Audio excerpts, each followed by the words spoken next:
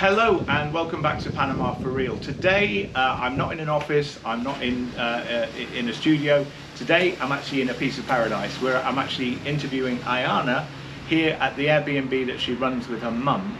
Ayana, where are we exactly? We are in La Ermita of San Carlos in the Pacific coast of Panama.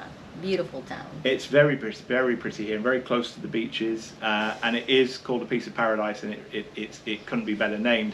And by the way, I did know where I was when I asked that question. It was just so that Ayana could explain exactly where this place is. The Google guy should know, as you pointed out. The Google guy should know where he is at all times.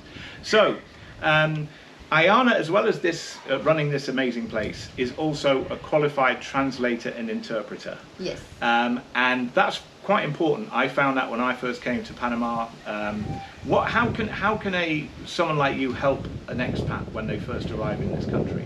Okay, when you first get here, most people just start with their immigration processes, and that takes documents from your country of residence to Panama to be translated and certified. It's a requirement by law. And the second thing most people do is when they're setting up their corporations, their immigration, they set up corporations first. And that also requires a public translator, a certified public translator to do those things for you. But we can help with anything from talking to your maids so that they know what you want, what are your expectations, what do you need, and gardeners if you have a house with a garden, so that you have peace of mind those first few months that you're settling in. I can definitely attest to that, because when I first arrived here, I got an apartment in Panama City and I wanted a maid. I found the maid and I thought my Spanish was so good. I explained exactly what I wanted. I thought we had a fantastic conversation, and she got it. She understood something completely different, a different day, different hours. So I can't stress enough that that is the case. And unless you speak good Spanish, in the first few months, maybe for that kind of thing, setting up routine stuff like that, it's helpful. Yeah. But when you come to the trickier stuff, like getting your driving license, if you want to set up a corporation, we did a film the other day with a lawyer talking about setting up a way if someone's retiring here and they're buying a property, if they make a will, and then they pass away and leave their property to someone else, it can get quite complicated. Unless you know exactly what the will is saying. So that kind of thing is very important. So the importance of that kind of thing can't be stressed enough. Do you still need a translator to go with you when you go for your driving license and your driving test? No, you don't need anybody to go. You don't need a certified translator to go with you if you speak the language or if you have a friend that speaks the language. Yet, if you need to do the paperwork, if you need to bring the paperwork for the first time, that paperwork needs to be certified by a translator.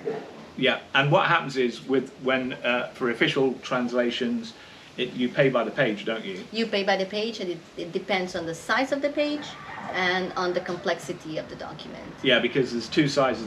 There's A4 and then there's legal. And there's legal, yes. Which are two. That's the first time I'd seen that before anywhere in the world. And so there's two prices for that. And then when you've translated, you stamp it, don't you? Stamp and signature, yes. Yeah. I've had to do that a couple of times. Yes, there is a full register of all the translators. You can look for that on the internet. You can find the names of the people, just to make sure that the person is actually registered with the Ministry of Foreign Affairs. Yes. Okay, and that is very important. Yes. When people first come to a country like this, and often in the Facebook groups that people join, expat Facebook groups, they ask, could someone go with me to and people will volunteer. Oh, my Spanish is good, I'll go with you. Yeah. The next thing you know, they've gone along with someone, they've got things wrong, and then it's like unpicking sewing later on, isn't it? Because then you have to go back with a proper translator and try and figure out what was agreed the first time. Even things buying a car or just simple, what should be simple things like that, or would be simple back in your own country, become much more complicated. Yes. And it's important that you have someone with you also who is from that country and understands the culture. Yes, yes, yes. No, because we actually are held accountable. We, since we have our licenses, we are accountable and responsible for you understanding and getting the message right, correctly. That's our job. So, Right. so you want to have somebody that you can actually hold accountable in case of something going wrong, which I hope it doesn't. Exactly. Ayana, thank you very much. If you would like to talk to Ayana, if you get in touch with me, we'll introduce you and she can help you. And Ayana works for the government here. She works for individuals. She works for expats. She helps a whole range of people. So she's very, very much to be trusted. So as I say, if you need her help, let us know and we'll introduce you. Ayana, thank you very much. I'll let you get back to work, and I'm going to have another papaya juice Nice. in the shade here. Thanks again for tuning in, and we'll see you next time. Bye-bye.